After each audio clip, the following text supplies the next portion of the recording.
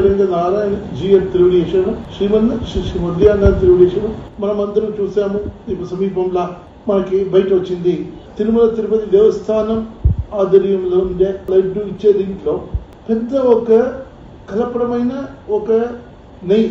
అది ఎట్లా అంటే పనికి మాని నెయ్యి ఇచ్చి ఆ నెయ్యితో చేసే లడ్డు భగవాన్ ప్రసాదం అని ఎంతో మందికి ఆరోగ్యంతో అలాగే వీళ్ళ ఒక డబ్బు సంపాదన కోసం మన దేవుడు చేట్లనే చేయిస్తారు అని ఇది ఒక విషాదకరమైన విషయం.